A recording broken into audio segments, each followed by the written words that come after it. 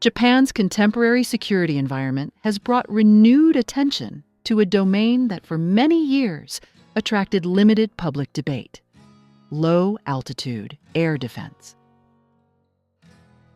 While strategic discussions in Japan have largely focused on ballistic missile defense, maritime security, and air superiority, recent conflicts and regional trends have highlighted the growing relevance of threats operating close to the ground. Unmanned aerial vehicles, loitering munitions, and low-flying platforms now pose persistent challenges that cannot be addressed solely by high-end missile systems. Within this context, legacy systems such as the Type 87 self-propelled anti-aircraft gun offer a useful lens through which to examine both Japan's strengths and its emerging gaps in low-altitude air defense. The Type 87 was developed during the late Cold War, a period when Japan's ground self-defense force was primarily oriented toward territorial defense against conventional air threats. Its mission was clear and narrowly defined: protect maneuver units and critical facilities from aircraft operating at low altitude. Designed around twin 35mm cannons and mounted on a tracked chassis, the system reflected the technological and doctrinal assumptions of its era.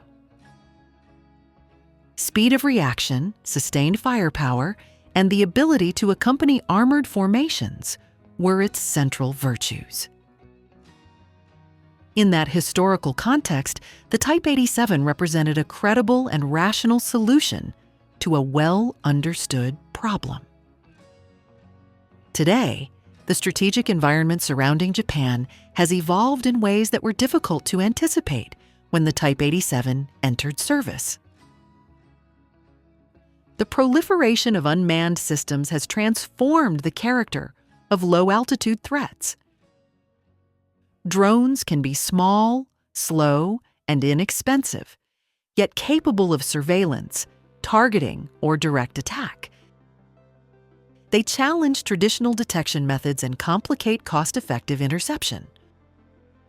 For a country like Japan, with extended coastlines, remote islands, and densely populated urban centers, the implications of these systems are particularly significant.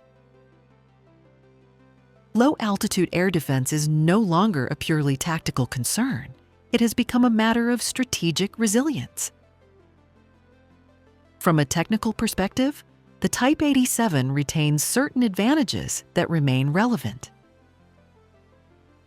Gun-based air defense offers immediate response times and avoids the economic asymmetry inherent in using expensive missiles against low-cost aerial targets. In scenarios involving saturation by small drones, the ability to sustain fire without reliance on missile stocks can be valuable.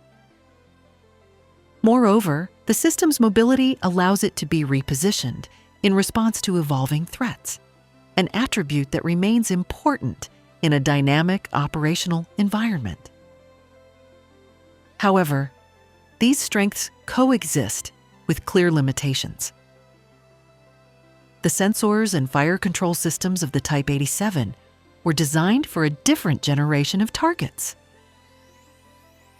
Small, unmanned aircraft with low radar signatures and unconventional flight profiles strain the system's detection and tracking capabilities.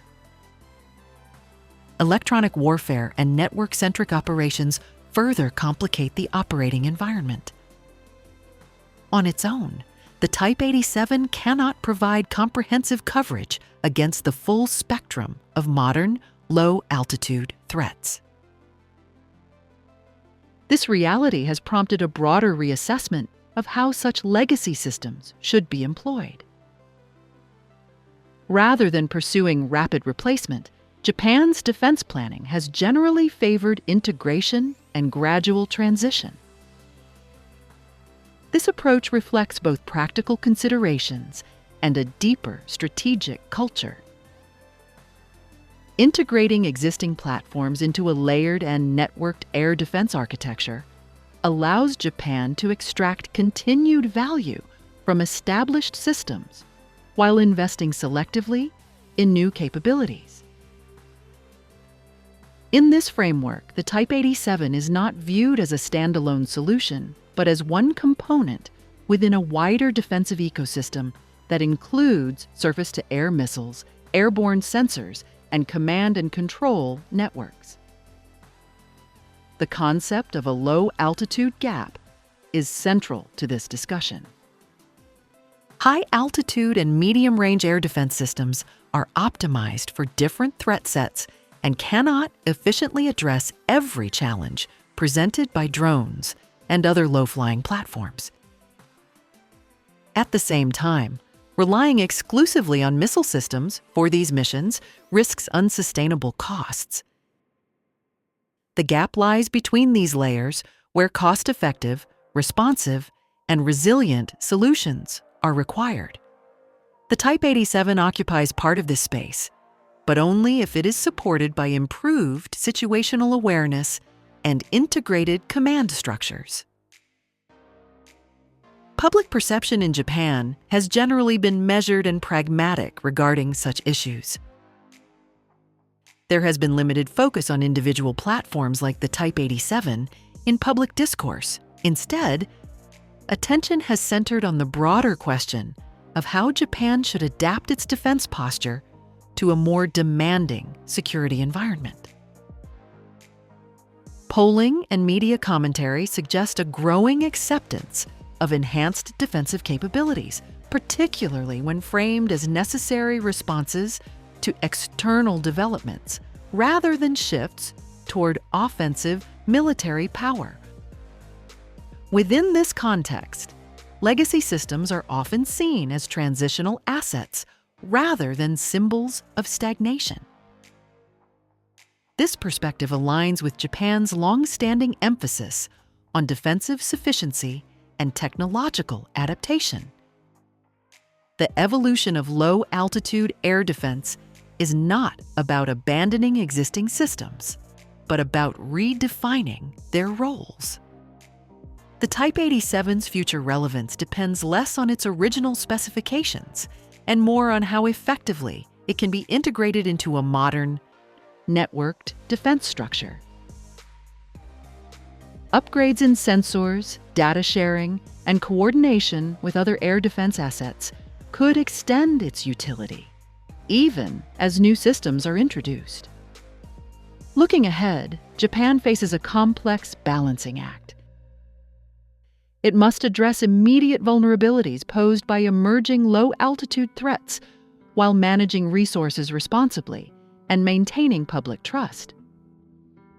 The experience of recent conflicts underscores that no single system can provide comprehensive protection.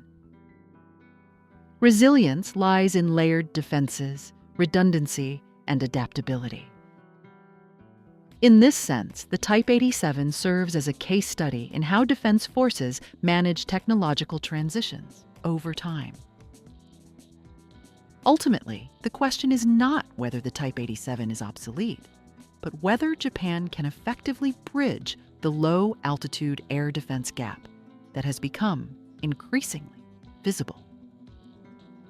The system embodies an earlier phase of Japan's defense thinking, yet it also highlights enduring principles: the importance of cost-effective defense, the value of integration over abrupt replacement, and the need for steady adaptation to changing threats.